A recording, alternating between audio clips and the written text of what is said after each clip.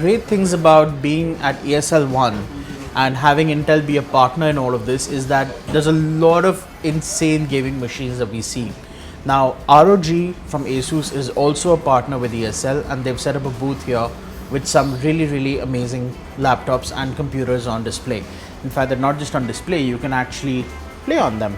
This is the GL12 from Asus. This is their newest desktop. It's actually pretty compact and it's running on an Intel i9 9900K along with 32 gigs of RAM, and that big chunk of green PCB you see there is actually the RTX 2080 graphics card. Now, there are a couple of things about this desktop that are actually very interesting. Of course, this is now running on Asus's own liquid cooler, but I'm just quickly going to switch over here. Now, this is a hot swappable SSD drive. So all you have to do is you put a 2.5-inch SSD on here and you plug it in and the drive is ready for use. Of course, it's also got USB ports on the front, SD card reader if you really care for that sort of thing, the power buttons on the side, and it's of course got the angular ROG signature design. The other interesting thing about this is, if you can quickly take a look inside, is this metal thing sticking out. Now, it's very easy to think that and get confused that maybe this is a RAM stick, but it's actually not. This motherboard only has 2 DIMM slots in which you have the 216GB sticks, and this is a third DIMM slot that is actually dedicated for this little stick, and that is an NVMe drive. And what Asus tells us is that this NVMe drive plugged into this DIMM slot operates 6 times faster than a regular NVMe. So that's like a regular NVMe is already super fast, and this is 5 times faster. Of course, we've not had the time to actually run any benchmarks on it. We can't verify that yet, but hopefully in the coming few days we'll check it out once Asus gives this machine for review. And so over display port, all of the visuals are being transferred onto this crazy monitor, which is not available in India yet. This is Asus's 4K HDR IPS display with 144 Hz refresh rate, and I'm told as of now it doesn't have a price, but if it was to have one, it would be converted to about 1,70,000. So you know what, that's a very expensive piece of hardware. Good for you if you can afford one. Now let's move on to the more affordable stuff on this side.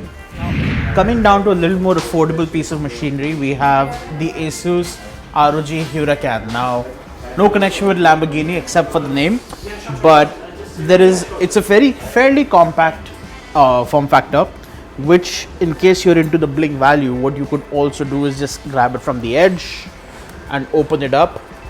And what's really interesting is when you do that, the system figures out that you've opened the flap and the cooling gets clocked higher, performance gets better supposedly. Again, we haven't reviewed this machine yet, but that's what it's supposed to do. GPU is of course vertically mounted, and it's fairly interesting form factor. You could also potentially put this on the side and make it like super old school, but then you will cover up the ROG logo. This is pushing all of the display onto this monitor here, which is the ROG Strix XG248Q. 1 ms response time, 240 Hz refresh rate. It's got G-Sync and also FreeSync because NVIDIA and AMD have decided to kind of collaborate on that. And really cool, it projects the ROG logo right there. You can of course turn this off if you want, because all of this is controlled via Aura Sync. Keyboard and mouse over here in use. This is the Strix Flare. It is available in India on both Flipkart and Amazon. There are also a bunch of offline stores where you can get this. We'll get you a full list of those places. And this is the Gladius 2 mouse. It's actually a mouse that I've been dying to own for a very long time. It is a fairly neat desktop setup, especially because the tower is very compact. I do worry about the cooling issues with something like this, which is probably also why they only put in an Intel i7 processor in here. This is, I think, running on the, oh yeah, this is running on the 8700. It's not the 8700K, so you can't overclock it. And there's not a lot of room to cool this chip anyway. And what's special here is also the ROG Delta headset. We've actually seen these at Computex. Depending on the size of the head, it'll matter how ridiculous it looks on you. But Aura Sync, again, controlled, works over USB Type C and offers actually a very amazing gaming experience. Like, the audio is pretty amazing. I can't hear anything on the outside, and despite the fact that there's quite a bit of noise here. The construction quality on this is pretty amazing, and Asus did just launch this in the country a few weeks ago. So if you've got a spare USB Type C port on your machine, you can consider yourself to be a buyer for this headset, ROG Delta. And of course, everything is Aura Sync compatible over here. So you can set up the lights, the mouse, the keyboard, even the headset, all of that to be in sync with your lighting scheme.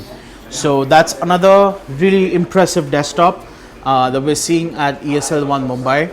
And now we're going to move on to other stuff like laptops. And in front of me is the company's newest thin gaming laptop. This is apparently the thinnest gaming laptop in the world, as Asus claims. This is the Zephyrus S, also known as the GX531, depending on who you speak with. So what's so special about this? Of course, this is running the 8750H Intel Core i7 processor. That's become a fairly standard chip across most gaming machines. It's got about it's got 16 gigs of RAM, which can be upgraded to 32. And this particular unit is running on an RTX 2070 Max-Q design graphics chip. The other amazing aspect about this laptop is the fact that it's got a 144 Hz IPS panel. IPS means, of course, great color accuracy, and 144 Hz means, great for gamers who are into shooters. Speaking of color accuracy, if you notice here, this is also Pantone validated, which means this laptop is actually super ideal even for creative individuals. So if you want to play a game like, let's say, Metro Exodus, you will be able to. Exodus is not going to fry this laptop like it does with most other gaming machines. So overall, there are certain elements of the design from the Zephyrus that are really unique. Of course, you've got this extended panel, and there's a lot of. This is a very controversial design choice because people think that this is wasted space, hinders with ergonomics. But what they're doing essentially is pulling in cold air from the top. This is essentially for cooling, and we're going to open this up at a later date and also figure out if there's speakers in here, but that's for later. The placement of the mouse pad is also something that people aren't very happy about, but I've actually been using this for a while, and I can see some uses for it. The other interesting thing about the laptop's cooling system is it's got this hinge over here that opens up every time you open the laptop, and the hinge allows in more air to go into the machine for cooling. So it pulls in air from the back and exhausts it out the side. Of course, it's also got a very good selection of ports. You've got Type C port, this is a 3.1 Gen 2 port. You've got USB 3.0 ports over here, super speed. Actually, these are not super speed, so these are USB 2.0 ports, power plug over here.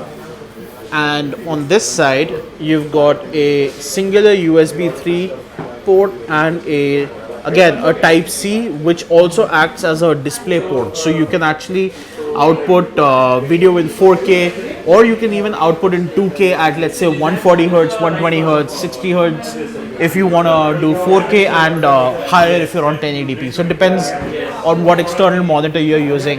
But the really cool thing is lifting this laptop up with one hand, piece of cake. No worries at all.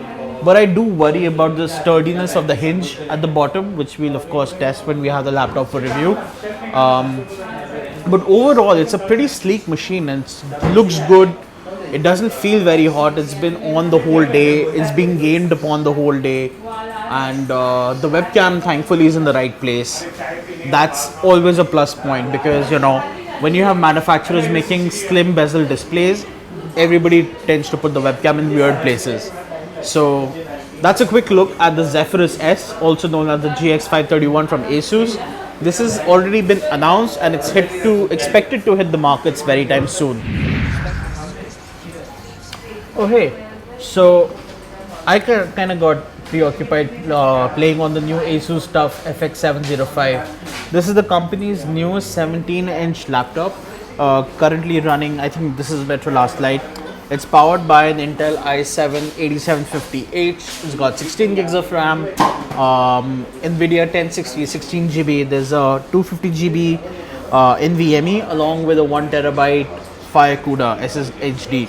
So what's really special about this is, of course, the fact in the tough gaming series, the laptops are supposed to be built tough. This can actually withstand some level of abuse in terms of being dropped and stuff. Wouldn't want to recommend doing that, but it's not a 144 Hz display, of course, but that's all right, because what you can at least do is game properly and without any compromise. With a 1060 16GB, you'll still be able to run games fairly smoothly at 1080p. Of course, you may not want to push it to its 100%, but you know, whatever said and done, you'll still be able to play properly. So let's just quickly go ahead and get a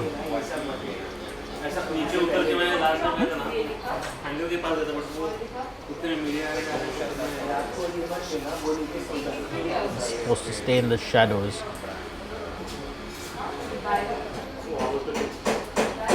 What is nice about this entire setup is that, of course, once you've been playing on 15-inch laptops, you've spent some time in front of 15-inch displays. The 17-inch does feel pretty immersive. Not immersive, I would say, but it feels nice. Bigger screens are always better for gaming on, in my opinion. And the footprint of this machine, though it's a 17-inch machine, it's not actually all that bulky and not all that big. So, you know, nice metal lid over here, no flex in the display, no unnecessary flex. The hinges are tight. What else could you ask for in a laptop, right? So, all in all, once again, an impressive machine from Asus. And there's, of course, they also have the Scar and Hero 2 over here, but we've already reviewed those, so we're going to skip out on that. But the Tough series is supposed to be in part of the affordable lineup of laptops from Asus. So if you want something that's big, has a 17-inch form factor, you can possibly consider this. We wouldn't really say whether we recommend this or not yet, because it's not been reviewed by us, but once we do review it, you'll have a verdict. We do have the FX505 and the FX507 in our library, so you can refer to those as well. They are the 15-inch versions of this laptop. And in front of us are two laptops in their popular Strix series. This is the Scar 2 with the RTX GPU refresh. This is running a 2060. That is the Hero 2, which has still got the GeForce GTX card. That's running a 1060 right now. And the main difference between the two is the Scar 2 is designed as a FPS focused laptop, which is why the WASD keys are transparent, and when you have Aura Sync turned on, they do their own special lighting thing. On the Hero 2, you have the QWER, because this is more of a MOBA based laptop. So you've got those two critical differences. And as you can see, the entire keyboard island, or rather the top of the laptop, is also different. This has got more camo and carbon fiber base pattern. That's all brushed aluminum and lines. So you've got those two critical differences. Besides that, there is literally nothing different between these two machines. What's common though is the 144 Hz refresh rate panel with a 3 millisecond response time. They're both IPS displays, which is great for anybody who wants to get into content creation. We actually just got done reviewing the Scar 2. The review is live on our website. We also have the video out on our YouTube channel, so you can check that out. In terms of connectivity and ports, you get a whole host of selection. You have HDMI, you have mini display port, you have USB 3.0 ports, there's 3 of them. You also have a Type-C port, so there is no shortage. And with one push of a button, you call up the Asus Armory Crate software, which allows you to, tweak all of the performance that this machine can dish out. And at the heart of it all is the Intel Core i7-8750H processor. So here's the thing, no matter what anybody says, a good processor is very, very critical to a good gaming experience, because if you don't have a great processor, you'll find yourself getting bottlenecked very quickly.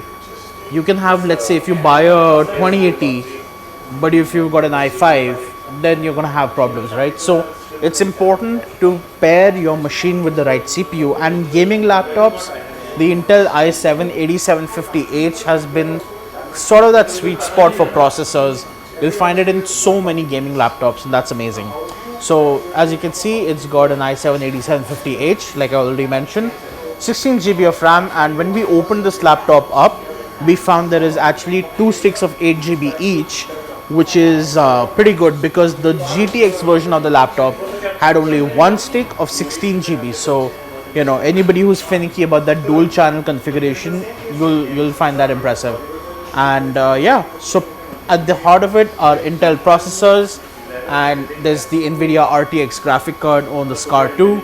There's also an RTX variant of the Hero 2, but on display right now we only have the GTX version, and that's okay. It's still a pretty impressive machine.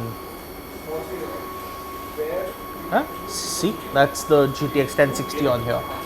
So yeah, that's all we have to show today from the Asus booth.